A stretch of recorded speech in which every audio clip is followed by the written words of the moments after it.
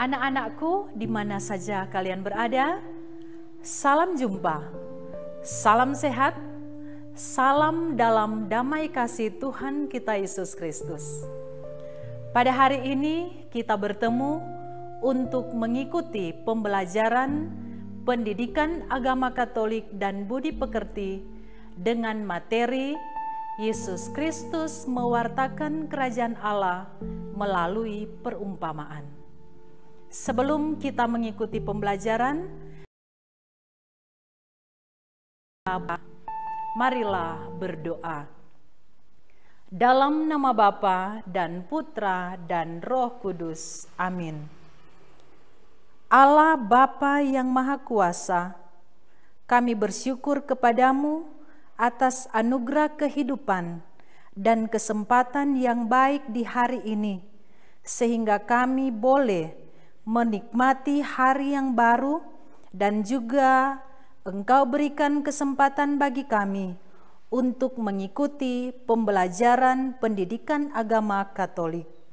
Kami mohon ya Tuhan, anugerahkanlah kami dengan rahmat yang kami butuhkan, sehingga kami boleh mengikuti pembelajaran ini dengan seturut kehendak-Mu saja. Doa ini kami panjatkan kepadamu ya Bapa, dengan perantaraan Kristus Tuhan kami. Amin. Dalam nama Bapa dan Putra dan Roh Kudus. Amin. Anak-anakku, baik, mari kita melanjutkan kegiatan pembelajaran ini. Mari kita lihat apa yang menjadi kompetensi dasar dan tujuan pembelajaran untuk materi saat ini.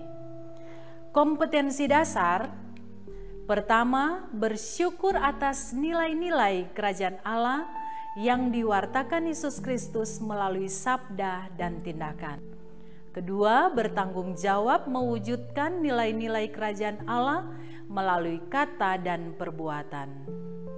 Ketiga, memahami tugas Yesus Kristus dalam mewartakan kerajaan Allah melalui sabda dan tindakan.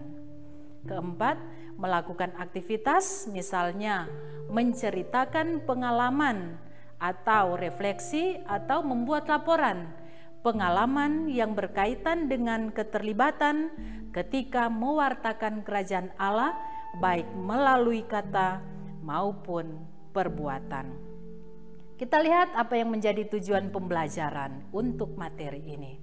Pertama, menjelaskan arti perumpamaan menurut kitab suci. Kedua, menyebutkan contoh-contoh perumpamaan Yesus. Ketiga, menjelaskan makna perumpamaan Yesus. Dan keempat, menjelaskan apa yang menjadi maksud Yesus dalam memberikan perumpamaan.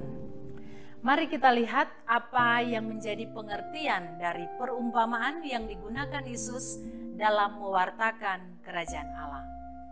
Perumpamaan adalah penyampaian pesan dengan menggunakan bahasa imajinatif, kiasan simbolis, atau menggunakan kata-kata perbandingan, sehingga apa yang disampaikan mudah untuk dipahami.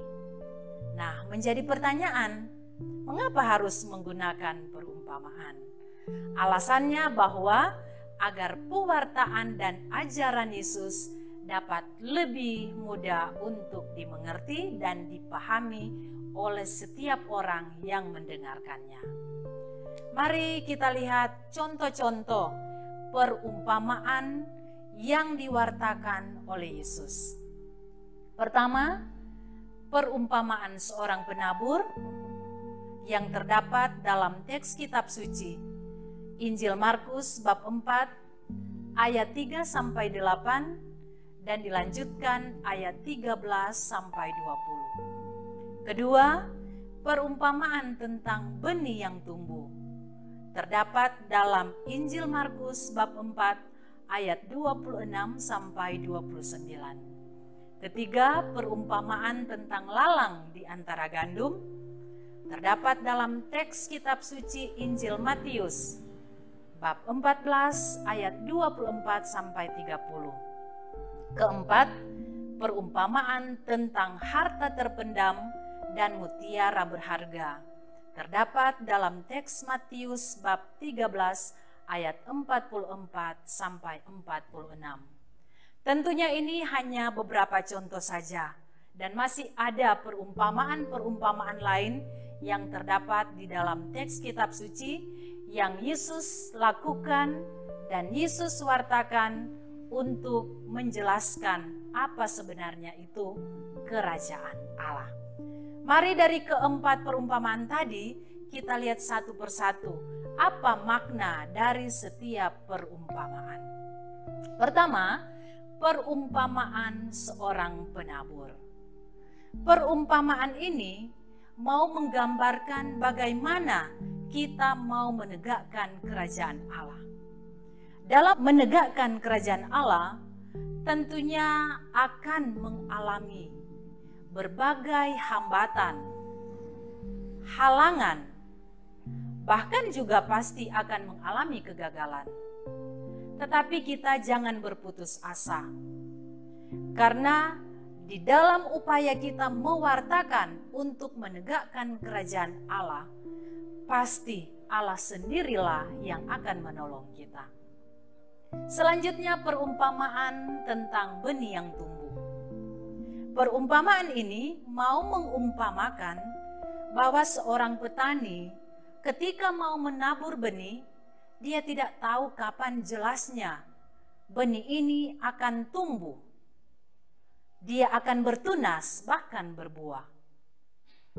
Begitu juga ketika kita mau menegakkan kerajaan Allah.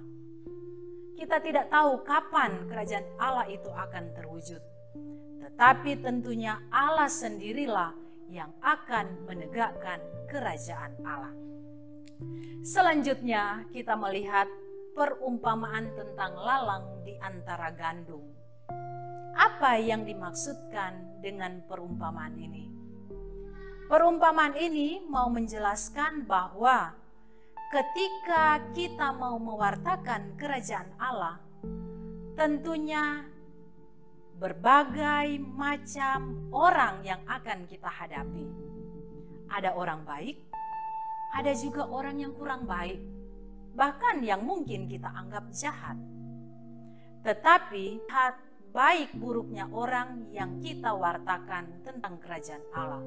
Karena pada intinya kita mau mewartakan kerajaan Allah ini dengan satu harapan membawa semua orang pada pertobatan. Maka beranilah kita menjadi pewarta kerajaan Allah meskipun di tengah-tengah kemajemukan masyarakat. Selanjutnya perumpamaan tentang harta terpendam dan mutiara berharga. Perumpamaan ini mau menggambarkan bahwa kerajaan Allah adalah hal yang paling berharga. Tentunya sekalipun kita memiliki banyak hal, memiliki hal-hal yang terpenting secara duniawi, tetapi yakinlah bahwa kerajaan Allah lah yang paling berharga. Karena dengan kita hidup dalam suasana kerajaan Allah, kita akan merasa bahagia sepenuhnya, bahagia yang sejati. Kita akan merasakan kedamaian, penuh sukacita. Karena itu beranilah kita mewartakan kerajaan Allah, karena kerajaan Allah adalah bagian yang paling berharga dalam kehidupan kita. Mari kita lihat apa sebenarnya yang menjadi maksud Yesus mewartakan kerajaan Allah menggunakan perumpamaan. Tentunya maksud Yesus adalah agar semua pendengar pewartaan dari Yesus sungguh mudah mengerti dan memahami tentang kerajaan Allah. Sehingga dengan demikian kita juga mampu menghadirkan kerajaan Allah di tengah-tengah kehidupan kita, sehingga suasana boleh tercipta kedamaian dan sukacita. Sebagai murid Yesus, apa yang harus kita lakukan? Tentunya kita semua diajak untuk mewartakan kerajaan Allah lewat kata-kata kita, lewat ucapan kita. Bagaimana caranya? kita mewartakan kerajaan Allah lewat kata-kata kita. Tentunya dengan kita bertutur kata yang baik, sopan berbicara dan santun, mengeluarkan kata-kata yang tidak menyakiti orang lain. Dengan demikian, setiap perkataan yang kita ucapkan tentunya akan membawa rasa damai, bahagia, dan sukacita bagi setiap orang yang mendengar. Dalam hubungan dengan masa pandemi saat ini, bagaimana kita sebagai murid Yesus dalam mewartakan kerajaan Allah melalui perkataan, sehingga lewat perkataan itu boleh membawa suasana damai dan sukacita. Tentunya antara lain dengan kita mengajak sesama kita lewat kata-kata yang santun, lewat kata-kata yang sopan, untuk mengikuti anjuran pemerintah, mengikuti protokol kesehatan dimanapun kita berada, seperti menggunakan masker, menjaga jarak, dan sering mencuci tangan. Kemudian kita juga menghibur dan menguatkan sesama kita yang terdampak COVID-19.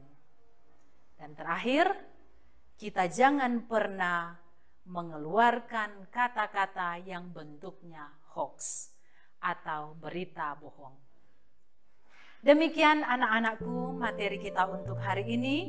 Semoga bermanfaat dan terlebih dari itu kita boleh menjadi pewarta-pewarta kerajaan Allah yang hidup teristimewa di masa pandemi ini.